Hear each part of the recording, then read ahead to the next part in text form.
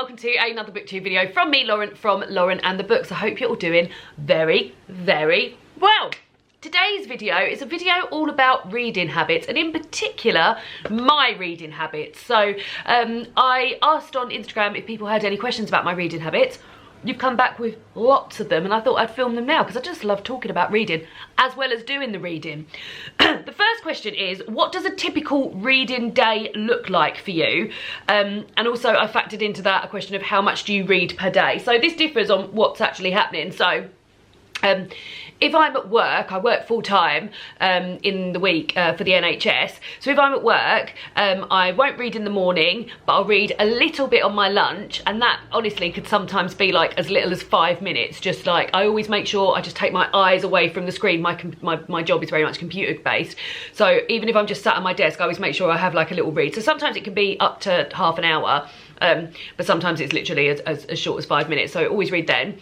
Then in the summer, what I've been trying to do is when I get home from work, sit outside. We live in a apartment, a flat, but we've got a little bit of ground outside that we share amongst the other people that live in the block of flats that we do. So I've been trying to get outside and do a little bit of reading then.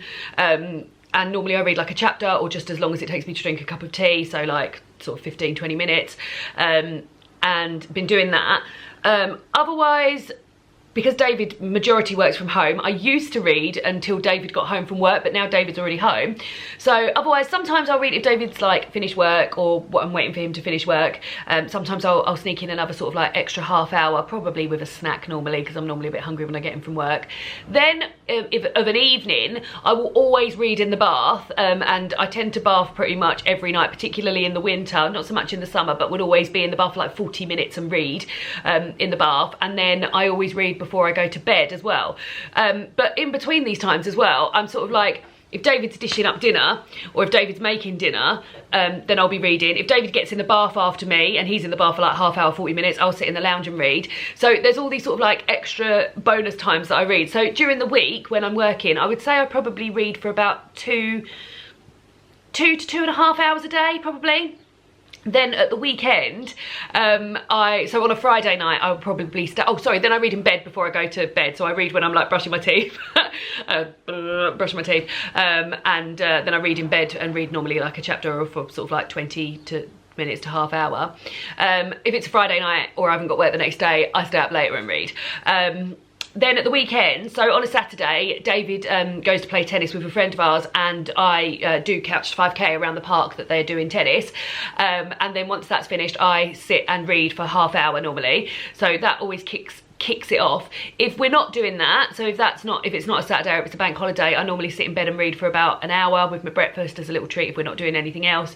And then, as I say, I sort of read like on and off throughout the day if we're doing something. If we go out for dinner or go out for lunch or something, quite often I'll read at the table, or if we're not playing like a card game or something. If we go to my sister's for dinner and they're putting my niece to bed, then I'll take my book and read a book. I'm one of those sort of like unsociable people that takes books. Like if I'm going anywhere, I will always have a book with me. And then, as I said, if I haven't got work the next day, I normally stay up late reading.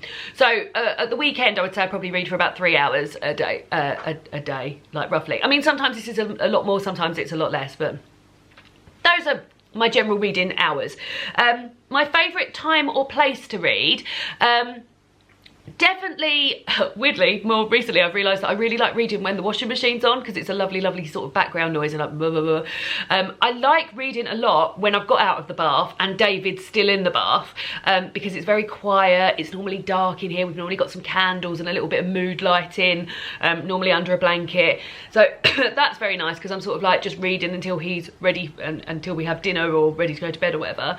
That's very nice. I also really like reading outside, but I'm quite particular with like what background noise is going on, so I'll come to that a bit later. So where we've got a little space outside, it's sort of like not backing onto anyone's gardens or onto a pavement or walkway or anything, so it's quite quiet there as well.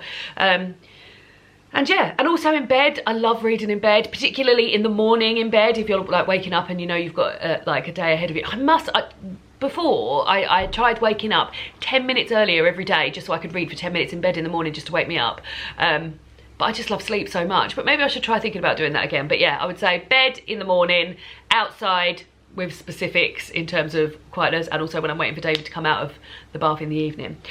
Do you need to read in silence, or can you have TV, music or background noise? So I used to be able to read any sort of background noise, people talking on the train. I remember like when I used to go on holiday with my parents when I was younger, they'd have like the radio on or something and I'd be reading.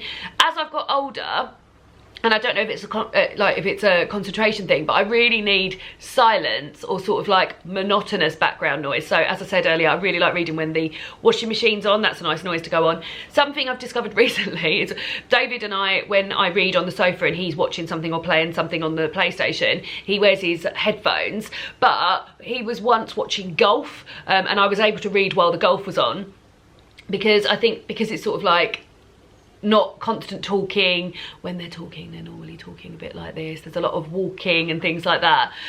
So that's something else I found. Music, I can't read at all when music's on. I try, so there's a Christmas playlist, which I still haven't been able to find like the equivalent of sort of instrumental Christmas music, which I found quite nice to read along to, but I haven't been able to find an equivalent of sort of like instrumental music all through the year where I can sit and read. But yeah, if I'm sat like outdoors, as I said, like if someone, it's probably more to do with me being nosy, but if like somebody else is sat close to me or talking and things like that, I can't focus on anything other than that. And yeah, so when I'm outside, I can have like people doing stuff like passing by or things like that, or like if I was in a park and people were playing like football or something like that, that wouldn't be so much of it because it's more of a background noise. But if there's people having a conversation, I mean, I don't get the train often anywhere anymore, but that's something I always struggle with as well. That's why another reason I would like to find some good sort of like reading music so I can plug that in and then read while I'm on the train as well. So yeah, there we go. I prefer silence. There are very few sort of noise situations. She says as someone starts, I don't know what that noise is outside. Stop now. Start again. Do you have slumps and how do you get out of them? So yeah, I do have slumps and I do have reading times where I'm just like, ooh. And at the moment I feel like I'm not in a slump, but I've just finished reading a Catherine of Aragon book, which I absolutely loved, and then the other books I've subsequently picked up since then, I think, oh, I'm not enjoying this as much as Catherine of Aragon book. So I think they're very much my reading slumps are because of what I've enjoyed or what's sort of going on externally. I remember my biggest reading slump was when David and I were moving into this flat, and we had a month where we went and lived we did like a week at my sister's, a week at my parents', a week at David's parents before we could get into this place, and it was so hot and so sticky and I just couldn't focus on anything. And yeah, I remember reading one book in July one year. But yeah, in terms of getting out of them, I sort of tend to take the pressure off, and if I've got a TBR for the month, I look outside of that TBR just to see if there's anything that will interest me. Books with sort of like big pictures and like fact books. I've got a book I remember about it's called Our Rainbow Queen, and it's all different pictures of what Queen Elizabeth has worn throughout her life. It's got big pictures of that and then like a little fact on the other side. Those sort of things really help me. And yeah, just sort of like taking the pressure off and taking a step back and being like, if you don't want to read, you don't have to read, but maybe you might want to read this just to get yourself back into it, or old favourites and things like that. Yeah, that's how I get myself back into it. Do you ever just get sick of reading? I don't think so. Like, I've always been a massive reader ever since I was young, and like I said, apart from that one July, which was like 4 years ago, I've always read like a large amount. So yeah, it doesn't ever happen where I think the closest I can think about it is like I've just said with this Catherine of Aragon book. I believe people call it a book hangover. So if you've been reading a book that you've really loved, and then you're reading your next book and you're not loving that as much, I don't feel sick of reading, but I think like, oh, I wish I was reading that other good book. So that's probably the closest I've ever come to it. But yeah, no, I never think, oh, I'm not gonna. I think I'd know something was pretty bad with me if I'd given up on, if I wasn't reading. People around me would be like, oh my God, what's up? Why aren't you reading? Because it's just never happened. How far do you get into a book before you DNF? So I used to do this. It used to be 100 pages. Then I snipped it down to 50 pages. Now it's just if I'm not feeling it, because I've just got so many books, although I've just realised that that's very off-centre. So many books and so sort of little time to read all of those books. If I'm not enjoying it straight away, then I'll probably nip it in the bud. To be honest, it doesn't often happen that I DNF books. I'm quite good with picking books which I know I'm going to enjoy.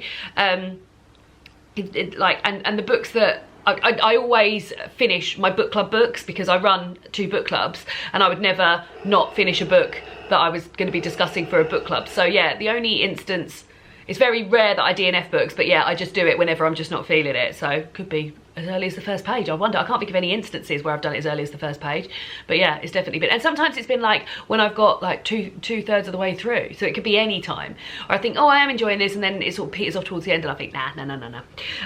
How many books do you read at a time? So at the moment I've got 1, 2, 3 books on the go at a time, which is pretty standard. So I've got an almanac that I'm reading a bit of every month, because it's got different things to do with like the seasons and stuff like that. I'm very much enjoying that. I'm also reading the Island of, I forget what it's called, the Elif Shafak one, Island of Missing Trees. The Island of Missing Trees, it is called that. I'm reading that for my Patreon book club at the moment. And then I've got an audiobook on. I've got the audiobook of June going on at the moment, which I've got to have finished by Sunday. I'm filming this on Easter Monday. I've got to have it finished by Sunday. And it's 21 hours. I don't know if I'm going to get it done. I'm finding it very, very confusing. So that's 3 books. But like, I've had like anything up to sort of 7 books on the go at a time.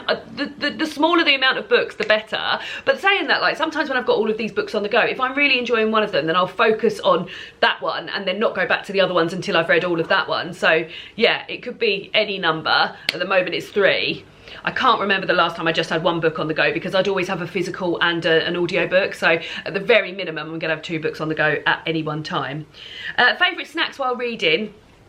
I'll eat anything whilst reading. When we've been doing cozy reading nights, I find it nice to have sort of buffet food, because they're like 1 bite and you can be like reading and just 1 bite in your mouth. But I'll eat honestly anything. Nuts, I quite enjoy eating nuts while I'm reading, or crisps. Cereal is not good, nor is scrambled egg. I find them hard. Breakfast foods are hard to eat because they're normally a bit sloppy. But pasta, I'll eat anything, yeah, honestly. But buffet food, probably, like 1 little mouthful, nom nom nom nom nom. Nuts, cheese board, I like a cheese board, they're nice. You can get it all on 1 cracker. Yeah, I'll eat anything, but I'll go for more hand-to-mouth individual items.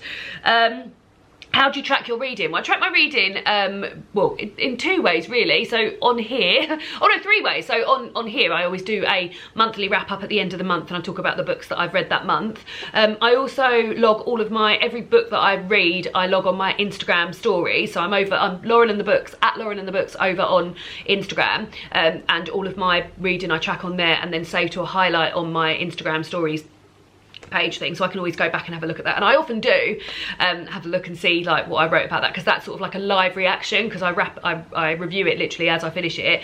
And then I've also got this reading journal. Well, it's a reading journal. I say it's a reading journal. It's a notebook. I started doing this last year, and I log all of my reading here, like colour code it for different months. So it's April, and the month colour code is orange. I also log my TBR, so I write my TBR there, and then as I read books from my TBR, I highlight them to show if I'm actually sticking to my TBR that month. I've done pretty well so far. Like I said, it's Easter Monday, and I've read 1, 2, 3, 4, 5 books off my TBR, and I'm in the middle of another one, so there could be 6 books, maybe even 7 books read from the TBR this month. And I also track my book hauls and stuff, and then highlight the books as I read them from my book hauls, going back. So I would refer back to like my Christmas book haul, which I maybe filmed, yeah, Christmas book haul, and then as I read them, I'd highlight them from there. I haven't read anything from a Christmas book haul. Oh well, so a lot of them were cookbooks though, and I've cooked a lot from 30 Minute Mowgli. I'm reading 2022 Almanac at the moment, and I've got a few of these books on my TBR for next month.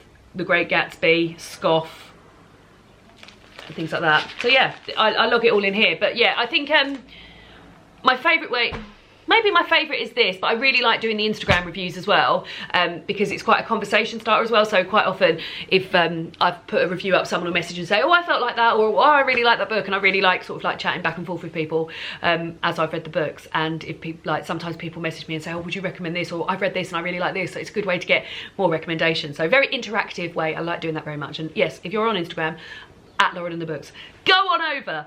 Have your reading habits or tastes changed since the pandemic? I don't know that they have. I think not due to the pandemic, but as I said earlier, I rarely DNF books now, because I'm just getting so sort of good at knowing what I like. And previously I sort of would read big sort of books that were popular because everyone was reading them, and now I'm like, am I really gonna like that book? So I'm getting a bit better at that. I read a lot more during the pandemic just because there was a lot less going on. I was also doing a cozy reading night every other Friday, so it meant I read a lot more. David read, I think, more than he'd ever read ever that year, and that was very nice. And I have kept up, like I said, I'm a big reader anyway. I read a lot all the time. I don't think my reading has stayed as much as it was during the lockdown, just because like we're just out and about a bit more now and just sort of other stuff going on. But yeah, I read a lot during there, but I don't know if any other habits have changed. I don't think that they have, but that's a very interesting and good question. How do you decide whether to keep a book after you've read it? So I keep my favourite books, so up on my top shelf, you can't see my top shelf, are my favourite books. So if I've read something and I think I have loved that book, that is a contender for one of my favourite books of the year, it goes up there. Every book that you can see on the shelf behind me are normally unread books. This is my sort of TBR, but there are books on this shelf that are read, mainly series. So I've got like the Book of Dust series, the Ali Smith spring series, because like these are books that I've enjoyed but haven't made it to my top shelves of favourites ordinarily. So unless I've really loved something, or if I've got it earmarked for somebody, or sometimes if I've reviewed it on Instagram. My cousin Laura's just done this, so I've just read we need to delete this post, we have to remove this post, sorry. And she messaged me and said, oh, can I have that off of you? Often people will have, like, people who I know in real life will like message me and say, oh, can I have that book after you? Or sometimes I think, oh, my sister would really enjoy this book, or David's dad would really enjoy this book, and I put them aside. Then I have like a pile of books in a little cupboard, just as like you come into our house. So whenever anyone's leaving, I'm like, oh, have a little look in the bookish cupboard and see what you want to have a look at, and people can pick through there. My dad, I'm hoping, he keeps saying he's going to, and he hasn't yet, he's going to build me a community library where I can put sort of like books that I've read, because I get through quite a lot. He can put them in there, and then the community can sort of help themselves as they go by. A little bit like the cupboard that I've got in here, but obviously outside, and people don't have to come into my house to do that.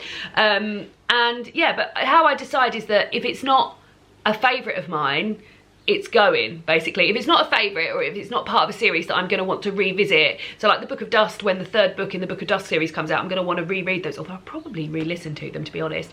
That's how I get rid of them. So it's, unless it's a favourite, I get, it's going, but it's going to all sorts of different nice places. So like people who I know and love who have asked me for it, people if I think they'll like it. My mum has a little pile of books in her spare bedroom that I give her, and then every time she goes on holiday she takes like 3 of them away with her. So that's quite good, because a lot of my sort of family of vastly different reading tastes as well, so I can always think of maybe someone who would like that. And then once I've got the community library, they'll go there, and also I take them to the charity desk at work. So I work in a diabetes centre, and then the money goes towards Diabetes UK, so I'm happy to do that as well. So all of those places. And then the last question is how do you read in the bath and whilst drying your hair? And I had so many people ask me how I read. Like I said, I read like all the time. I read when I'm brushing my teeth. I read when, like, just like the smallest little amounts of time, I think, oh, I could probably sneak in a double page here. So when I'm in the bath, I've never had a problem with reading in the bath. So people say books are too heavy. Sometimes I find hardbacks are a bit too heavy, but I've got a bath shelf that my sister bought me for my birthday or Christmas a few years ago. And sometimes if I'm reading a hardback, I will rest the book on the bath shelf while I'm reading. But most of the time I can just sort of like hold it. Sometimes even hold it with one hand, because sometimes I've got a cup of tea in the bath as well. So that's in the bath. When I'm drying my hair, I've actually filmed a video of me doing it just so people can see. But normally, if it's a hardback, I can probably have it laid out in front of me and just dry my hair with one hair and do it. If it's a paperback like it is in this clip, I hold with one hand, dry sort of like all over the place, then put the book down, brush my hair, pick it up again, do that. Sometimes I'll lean my arm on it as I'm drying, or like the hair dryer as I'm drying. But yeah, I guess it's just come from years of practice. There's just no dead time, guys. I'll always find time to be reading when I can. So there we go. There were some questions on my reading habits. I hope you enjoyed this video. Let me know about your reading habits down below. Always interested to hear about other people's reading habits. And I'll see you all again soon for another BookTube video. Goodbye!